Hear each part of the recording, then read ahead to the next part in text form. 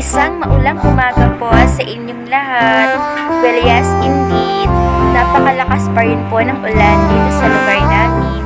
I hope everyone is doing fine today. Mag-iingat po kayo ha.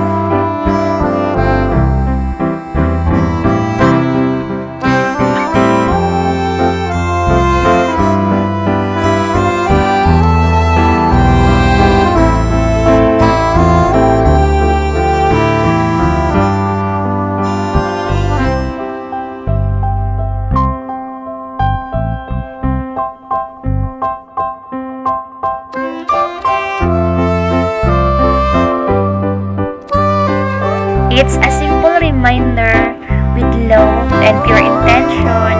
Keep safe everyone. God bless us all.